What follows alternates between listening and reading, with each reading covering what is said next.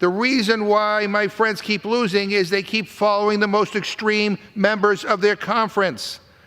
People don't want the solutions that Marjorie Taylor Greene brings before the Congress. They don't want a deranged former president who has been indicted more times than he's been elected to be calling the shots here.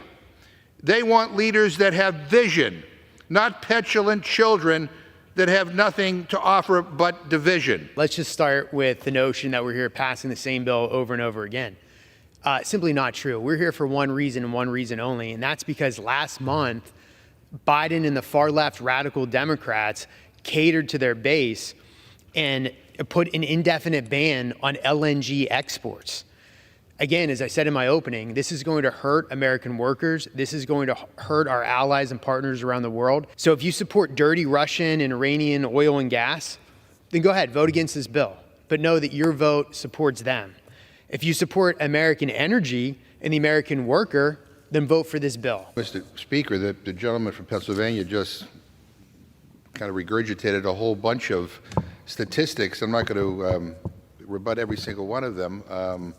But you know, he went through a whole litany of things that are wrong with our country. Well, you know what? Here's a novel idea for Republicans. Rather than just complain, maybe actually try to find some solutions.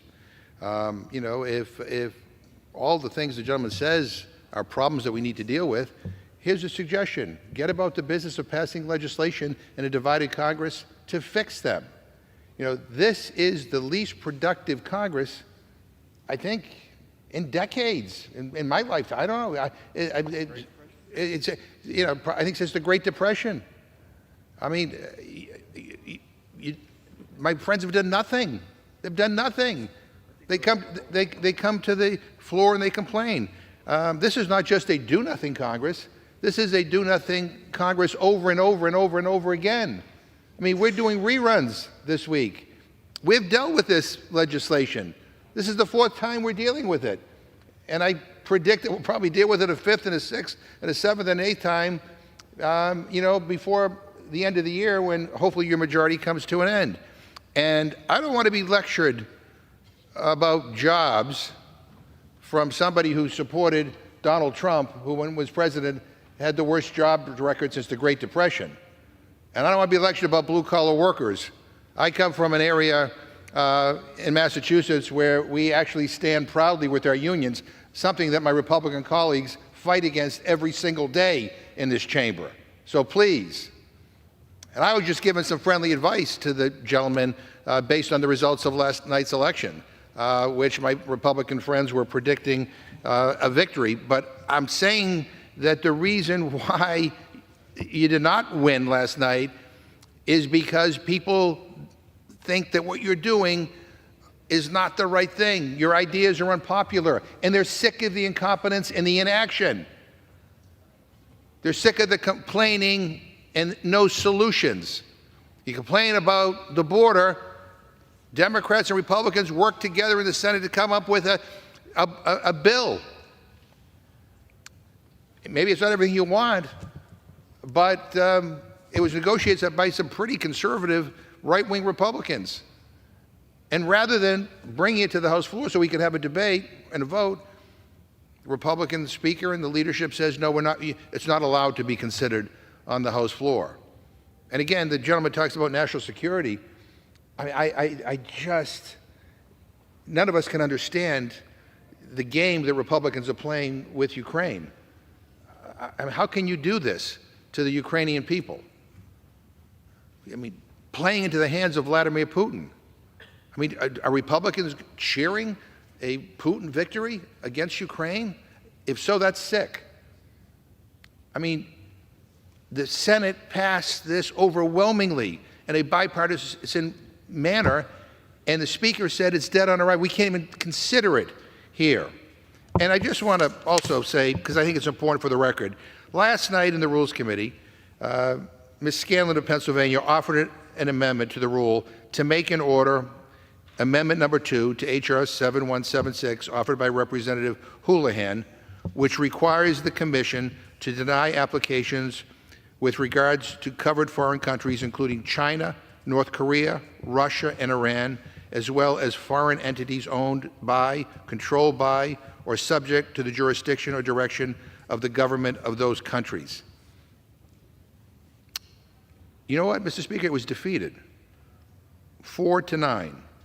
Mr. Burgess, Mr. Reschenthaler, Ms. Fischbach, Mr. Massey, Mr. Norman, Mr. Roy, Ms. Houchin, Mr. Langworthy, Chairman Cole, all voted no. All voted against making that amendment in order, which would have made sure that none of these countries that I just mentioned would benefit in any way, shape, or form. So sometimes we come to the floor and we debate these issues, and I'm not quite sure, whether we're dealing in reality or an alternative universe. But the bottom line is, if the gentleman cared about the things he just said, why couldn't we make this amendment in order and have an up or down vote on it? Why was this such a radical idea? Why was this such a bad thing to do? It's not a coincidence that under the Obama administration, you had an aggressive Russia moving into Crimea. And then you have 4 years where Russia does not invade any of their neighbors. Enter Joe Biden and the radical Democrats, and Vladimir Putin senses the weakness of Joe Biden and invades Ukraine. So I'll take President Trump's record on the foreign stage over Joe Biden's record any day of the week. It was President Trump that debilitated and destroyed ISIS. And it was President Trump who brought forward the Abraham Accords that actually brought the promise of peace and stability to the Middle East. So yeah, I'll take President Trump's foreign policy any day of the week, and the Ukrainians probably would too, the Israelis would too, and so would the Taiwanese. This is a Democratic Party made up of radical, extremists, leftists, and the Republican Party has also shifted. And in that, there was a comment about union jobs. It's pretty clear that where the Democrats stand on union jobs when literally day number 1 of the Biden administration, right out of the gate, he cancels the Keystone XL pipeline. Let's talk about what we've done in Congress so far. It's hard to prove a negative, but in some ways we can talk about the rush to the Green New Deal and us preventing a rush to the Green New Deal. See, if the Democrats were in power right now, we'd be all in on the disastrous policies of the Green New Deal, which does nothing but benefit China. Boy, that's a lot to try to wrap my head around listening to the gentleman from Pennsylvania. So this is not just kind of reruns week in terms of legislation, it's reruns week in terms of talking points. The previous president, Mr. Trump, who my Republican friends are so enamored with, let me just remind you of some of what he was all about. Called President Xi brilliant. He said he got love letters from Kim Jong-un of North Korea. And then he said we fell in love. Like, who says that? Says President Orban is one of the strongest leaders in the country. Can't say enough things nice about Vladimir Putin. While he was president, Vladimir Putin was planning his invasion of Ukraine. And the other day, Trump says, you know what, if NATO doesn't do what I want, then I don't care whether or not Putin invades them. Who says that? Biden has united the world against Putin's aggression in Ukraine. And rather than helping Ukraine stand up to Vladimir Putin, my friends on the other side of the aisle are basically giving him a gift. They're denying essential aid to help the Ukrainian people repel a violent and vicious attack by Vladimir Putin. What is wrong with this place, Mr. Speaker, that this is where we are? I don't know whether my friend from Pennsylvania supports the Ukrainian people in their struggle to prevent Russia from invading them or not. If he does, then he should join with us and say, let's have a vote. They're literally down to bullets. Putin is ecstatic. Putin is thrilled that the Republican leadership in this Congress is holding up aid that will prevent Ukraine from being able to repel a Russian invasion. Putin is thrilled. So please, give me a break.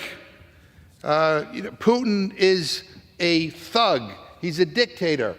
He is trying to recreate an old empire. And the idea that people in this chamber are sitting by and saying, okay, do whatever you want. I never ever thought we would ever get to this point, but here we are.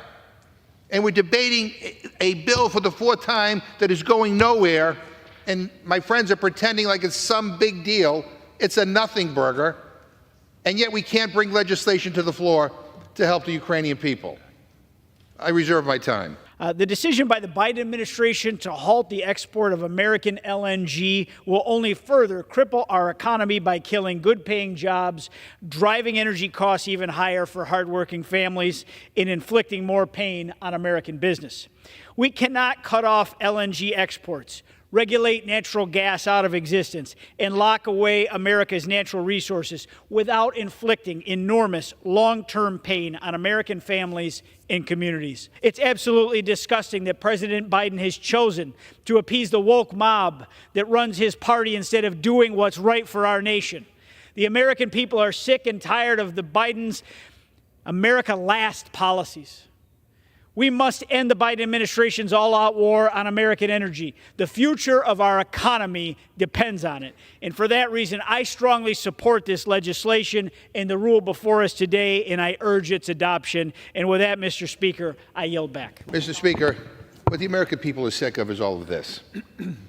I mean, the disingenuousness of what is being said here, it takes my breath away. I mean, my gentleman talks about the border, and then there's a bipartisan border deal negotiated by conservative Republicans, and because Donald Trump says we'd rather have an election issue than actually do anything, the Speaker decides to pull it. You know, the same with our allies. The idea is that Vladimir Putin has viciously attacked Ukraine, and my Republican friends are standing by and cheering Putin on. I can't believe we are at the point we are at in this Congress.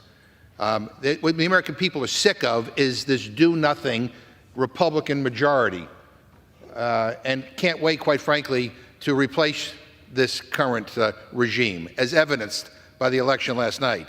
And let me ask unanimous consent to insert an article from Newsweek entitled, "Chip Roy Furiously Tears into Fellow Republicans." Mr. Roy took to the floor and said, quote, "One thing, I want my Republican colleagues to give me one thing, one, that I can go campaign on and say we did. One, anybody sitting in the complex, if you want to come down to the floor and come explain to me one material, meaningful, significant thing the Republican majority has done," end quote. Frankly, it seems like my fellow colleague on the Rules Committee and I agree on something. Republican majority has been useless, has done nothing.